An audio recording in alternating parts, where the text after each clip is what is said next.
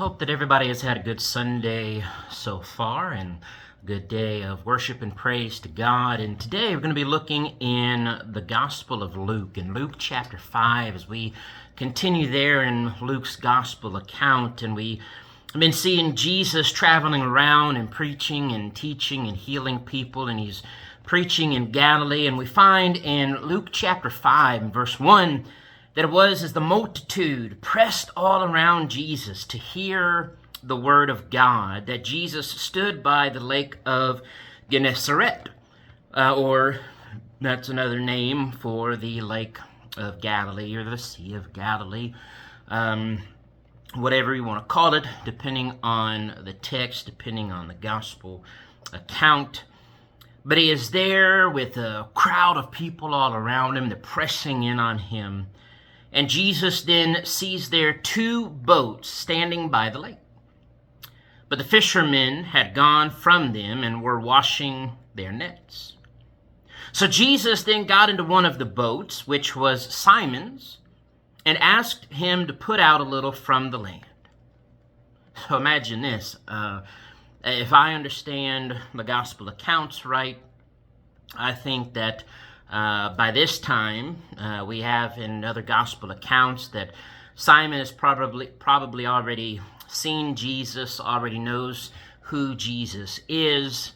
And so Jesus steps into his boat. Maybe they didn't know each other very well. Nevertheless, Jesus gets into Simon's boat, and he might be wondering, well, what is Jesus doing? Why is he getting into my boat? Jesus asks him to put out a little bit, and so he does, and Jesus sits down and begins teaching the people from the boat. So this multitude of people gather. Jesus gets in the boat, pushes off a little bit, and now is speaking to all the people lined up there on the shoreline. And so Jesus just sits down and begins teaching everybody, continues teaching everybody. And when Jesus had stopped speaking, he said to Simon, "Launch out into the deep and let down your nets for a catch." So not only does Jesus get into Simon's boat, and Simon probably wondering, well, what is he doing? And then Jesus tells him to put out a little bit, and Jesus then sits there and teaches the people. Well, now that Jesus is done teaching, he tells Simon to go out even further into the deeper water and to put out his nets to catch some fish. But Simon answered and said to Jesus, "Master, we have toiled all night and caught nothing. Nevertheless, at your word, I will let down the net." So first, Simon Peter tells him, we've already tried. We've been trying. We've tried all night trying to catch these fish, but we haven't caught anything. So really, Peter's thinking, if we go out and do this, we're probably not going to catch anything. But Peter, having already heard of Jesus, and I think knew of Jesus to some extent by this point, says, "But since you say so, I will do it. At your word, I will let down the net." And so then when they had done this, it says, verse 6, they caught a great number of fish, and their net was breaking.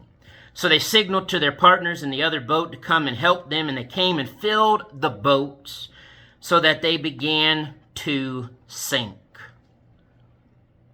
And of course, if we've been reading the Gospels and knowing who Jesus is, this was not by chance. Even Peter admitted. Peter and them had been fishing all night long, trying to catch something, and they hadn't caught anything.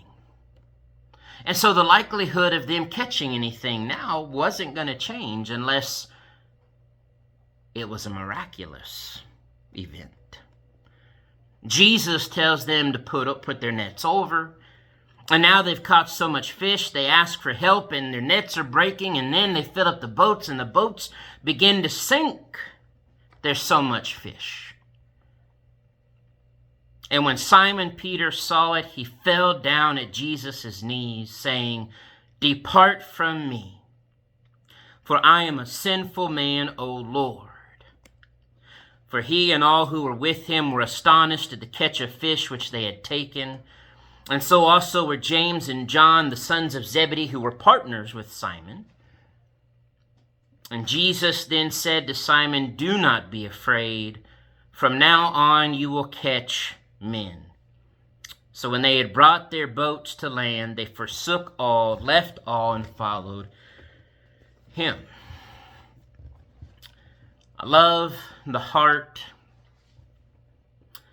the faith of Peter. You know, Peter and the rest with him, they knew this was a miracle.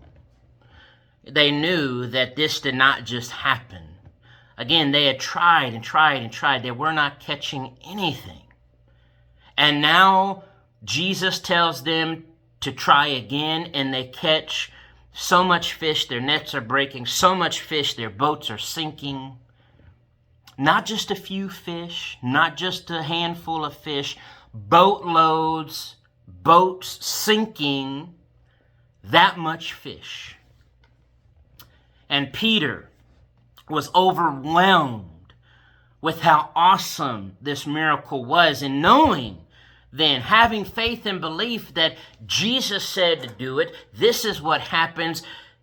Jesus, there is something special about him. And then he calls him Lord. Verse 8, Peter even saying, depart from me, for I am a sinful man.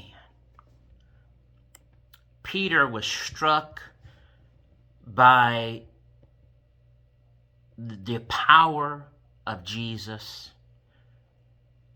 Peter was struck in his faith in realizing and in believing in Jesus, and the humility of Peter. Peter didn't just say, oh, that was cool. Oh, thanks for the fish. I mean, Peter falls down before Jesus and says, I am not worthy to even be in your presence. Depart from me, a sinful man. And those with him are astonished. But Jesus tells them, do not be afraid. And Jesus then tells him, I'm going to make y'all fishers of men. Fishers of men. Which Peter, Andrew, James, and John, and all the other disciples who would come, Jesus would choose and come along, would learn what that meant to be fishers of men with the gospel of God. And so we're told, verse 11, what they did was they left all. They left their boats, they left their fishing for a time, and they followed Jesus wherever he went, learning who he is and learning the will of God through him. May we all be like Peter. May we all see the miracles that Jesus performed and be struck by awe and amazement and faith that we fall down before Jesus, before God, and say we are not worthy. But then to feel the comfort of Jesus saying, do not be afraid. Because of who Jesus is, because of the salvation we have, because of our faith in him. And we need to go and be fishers of men. Sharing Jesus, sharing the gospel with others. God bless.